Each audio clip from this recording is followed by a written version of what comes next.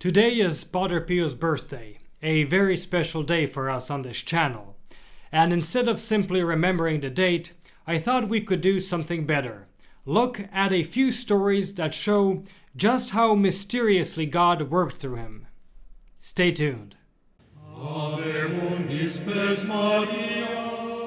Welcome to Following Padre Pio.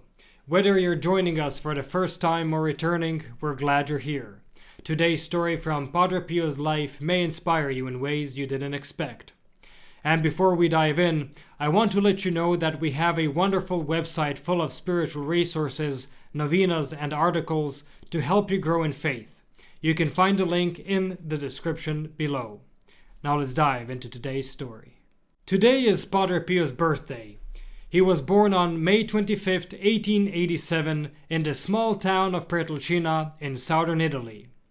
So I thought the best way to honor him on this special day would be to share a handful of stories that really show what a miraculous and holy life he led.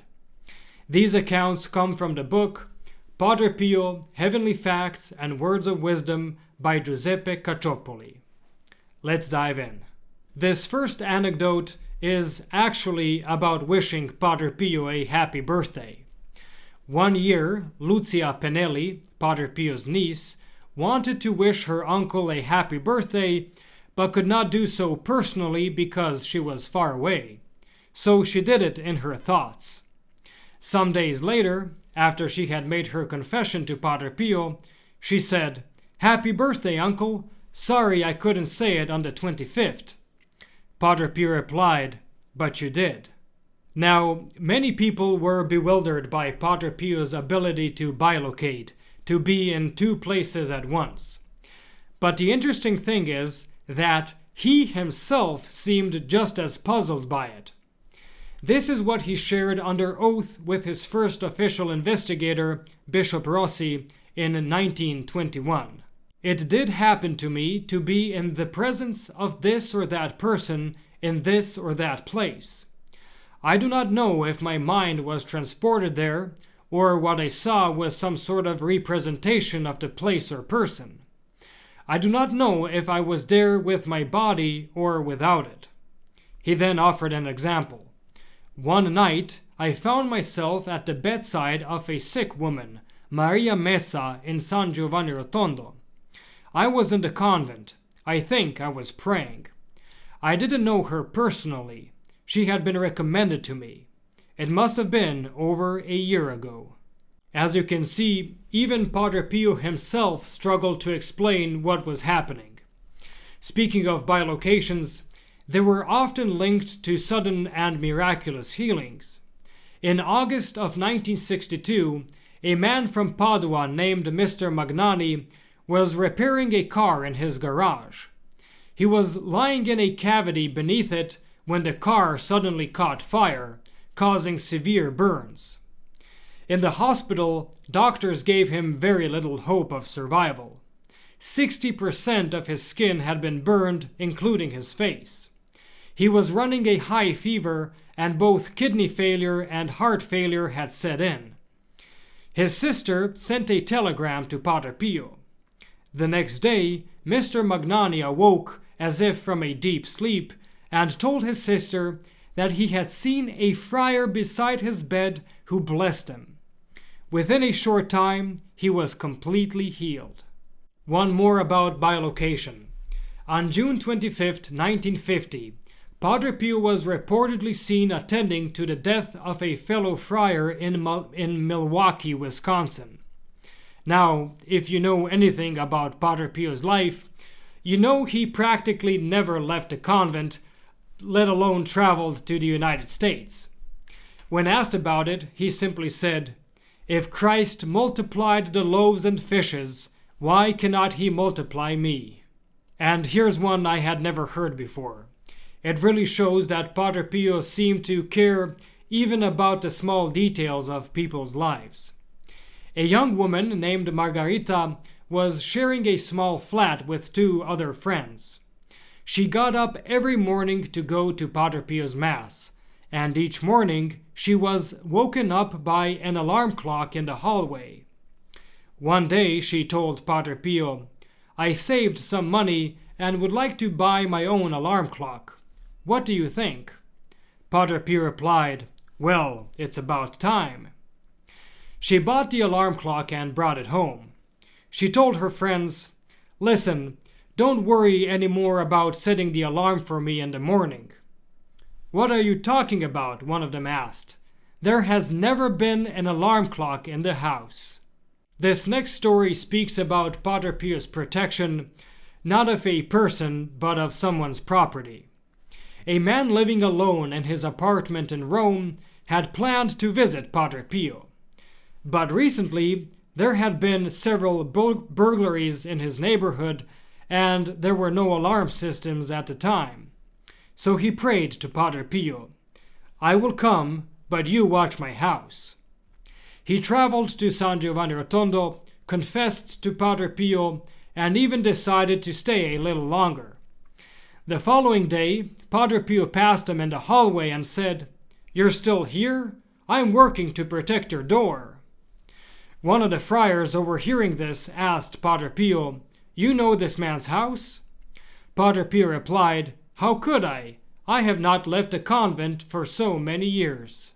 Now, one of the things that was absolutely essential to Padre Pio's spirituality was his love for the Virgin Mary.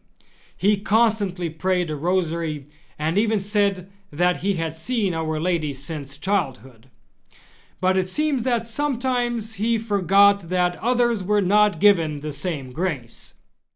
A fellow friar was in Padre Pio's room when Padre Pio suddenly asked, "Don't you see the Madonna?" When the friar answered that he did not, Padre Pio wouldn't believe him. He said, "You deny it out of holy humility." On another occasion, one evening, Dr. Kisverde, one of the main doctors of the hospital Padre Pio founded, was speaking with him in his cell when suddenly the lights went out. The doctor got up to light a candle. "What are you doing?" Padre Pio asked. "There is so much light. Don't you see the Madonna lighting up the room?" The doctor later commented, "I didn't see the Madonna. I saw only pitch darkness." That same doctor once complained to Padre Pio that too much money was being spent on the hospital's outward beauty. Padre Pio responded, "No, that's not true. If it were possible, I would make the hospital out of pure gold. Nothing is too good or too beautiful for the sick and suffering, because in reality, the sick person is Jesus." And when a priest once remarked that the hospital looked too luxurious, Padre Pio replied, "Too luxurious? Not at all. A hospital is a tabernacle. Christ is in the sick." And finally, Padre Pio was many things: a miracle worker, a confessor, a spiritual father, and even the manager of a great hospital. But if he were to summarize all his actions into one single goal, it would be this: his mission was saving souls, bringing heaven down to earth and lifting souls up to God. A spiritual daughter of Padre Pio, Maria Pompilio, wrote in her memoirs that when her brother died, she asked Padre Pio to intercede so that her brother would visit her in her dreams.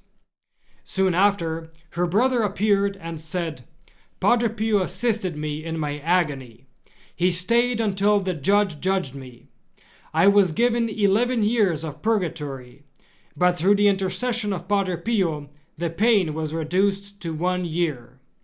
He then added, "Many mysteries in the life of Padre Pio will be known only in the other world." The next morning, Maria went to see Padre Pio. From afar, he called out, "Are you glad now?" She said, "Yes, it seems that you are everywhere." Padre Pio replied, What use it is for me to be on this earth if I can't go up and down? I know, your brother told you, the mystery of my life will be known only in paradise."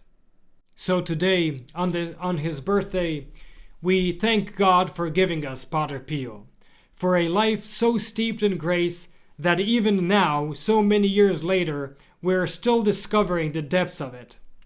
Happy birthday, Padre Pio, and may you continue to go up and down, bringing souls to God. Padre Pio, pray for us. Thank you for watching. If you enjoyed this video, please like and share to help spread Padre Pio's message. Don't forget to subscribe and click the bell so you never miss our latest uploads. Want to deepen your connection with Padre Pio?